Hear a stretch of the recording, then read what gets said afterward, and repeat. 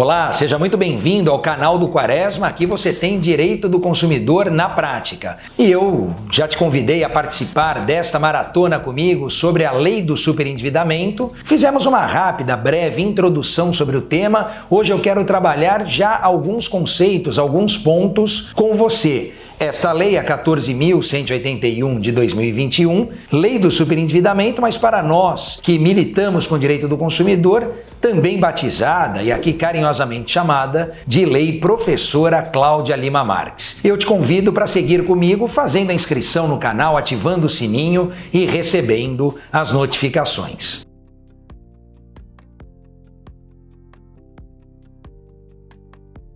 Pois bem, esta lei alterou alguns dispositivos do Código de Defesa do Consumidor. Nós temos um embate inicial que é a necessidade ou não de atualização, de modernização do Código de Defesa do Consumidor. Sempre falamos que o Código é uma lei à frente do seu tempo. Inclusive serviu de inspiração para outros códigos em países vizinhos ao Brasil. No entanto, esse tema que era impensável em 1990 realmente merecia um tratamento que modernizasse a legislação. O Código de 1990 serve e está atual em muitos temas, em muitos assuntos, mas este era uma novidade. E nós tivemos, por conta disso, alterações pontuais em artigos específicos. Dentre eles, podemos citar o artigo 4º, o artigo 5º, o artigo 51, o artigo 54 e também o artigo 104, todos do Código de Defesa do Consumidor. Numa primeira visão que eu preciso passar a vocês, o que o Código quis fazer foi igualar um tratamento ou dispensar um tratamento que já existia para a empresa,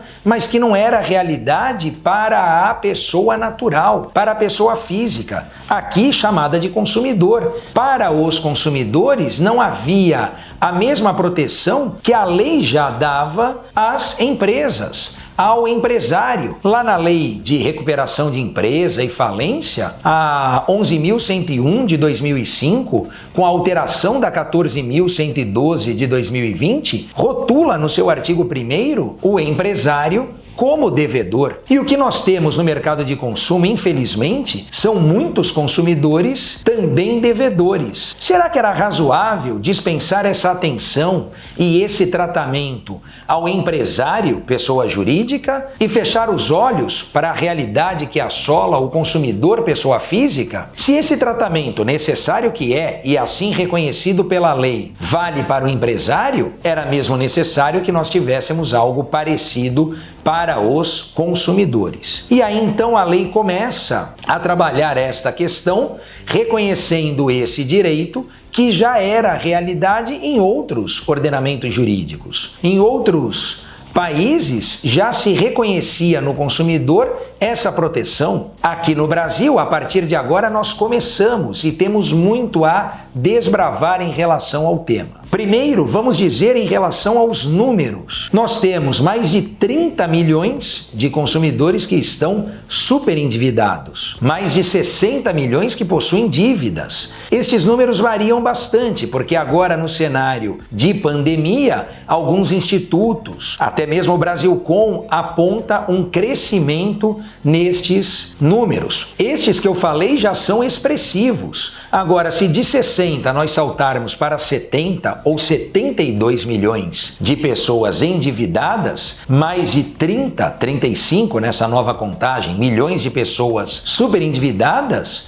nós estamos falando de uma parcela significativa da população. E se reduzirmos a parcela economicamente ativa, o percentual aumenta ainda mais. Há uma estimativa nesse mesmo estudo que diz que 350 bilhões de reais seriam reinseridos no mercado com a colocação ou com a recolocação destes consumidores que estão fora. Quando a gente fala do superendividamento, lembre-se que estes consumidores, eles não participam, ao menos diretamente, das relações de consumo. É o consumidor que pede o cartão emprestado para o pai, para a mãe, para o amigo, para o vizinho, porque ele mesmo tem o nome sujo. Aqui, o que se pretende fazer com a lei é, claro, primeiro, evitar que isto prossiga, vire uma bola de neve. Trabalhar a correção dessa situação, mas também fazer com que haja um impedimento, ou seja, que as pessoas não caiam no superendividamento, não fiquem superendividadas. O grande desafio que se coloca é o de tentar harmonizar a sobrevivência ou subsistência do consumidor com a necessidade de pagamento das suas dívidas. Esse é o desafio. O consumidor não pode destinar tudo o que recebe, todo o seu orçamento, para pagar os débitos, as dívidas contraídas. Por outro lado, é necessário garantir a ele um mínimo existencial. A lei fala do mínimo existencial, só não diz de quanto é, como é composto este valor. Ficará a cargo da regulamentação que virá, e nós esperamos que venha logo, para termos um número. Assim como nós temos o juridicamente pobre como sendo aquele que ganha até 3 salários mínimos, nós precisaremos criar um valor que seja necessário para a subsistência e sobrevivência deste consumidor. Porque, como eu disse, o desafio que se impõe é a harmonização entre o pagamento dos débitos, a não constituição de novas dívidas e a subsistência deste consumidor. Percebam que, neste aspecto, a lei dispensa uma atenção especial a alguns tipos de consumidor.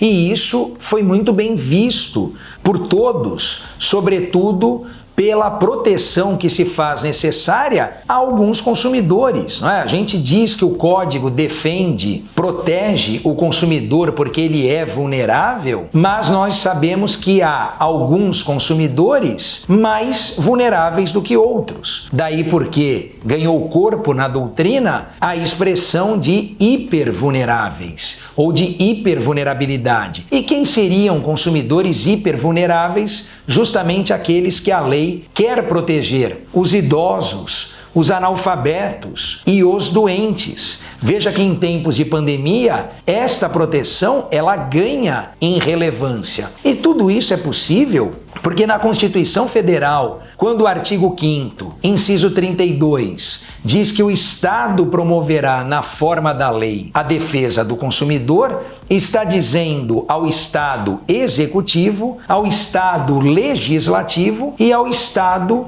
judiciário, para que proteja ou para que torne realidade esta proteção que a Constituição quis garantir a quem é mais fraco, ao consumidor. Percebam que quando a lei, portanto, excepciona e protege consumidor idoso, consumidor analfabeto e consumidor doente, se nós verificarmos o grau de instrução para os idosos, veremos que é um número menor. 51% da população brasileira não completou o ensino fundamental. 30% dos idosos são analfabetos. Então, esta proteção que a lei quer dar a estes consumidores parte do reconhecimento de uma triste realidade. A existência do dia a dia acaba nos mostrando que muitos destes consumidores, não apenas os idosos, analfabetos,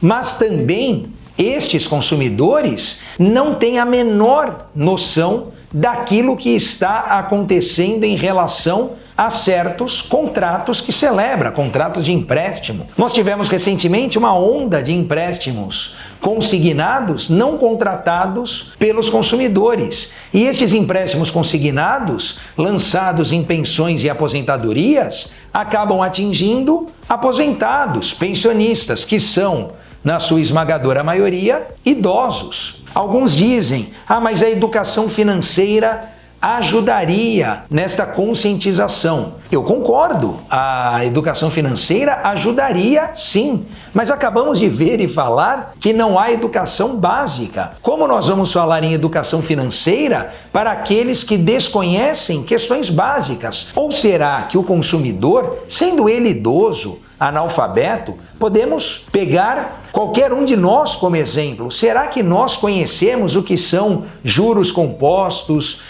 juros pro rata, expressões financeiras e econômicas que impactam no contrato, que impactam no valor da parcela e que muitas das vezes não são compreendidas pelo consumidor. Esse ponto, portanto, agora começa a ter um tratamento diferenciado pela Lei 14.181 de 2021. Fique aí porque a gente segue falando mais do superendividamento no nosso próximo vídeo. Um grande abraço e até lá!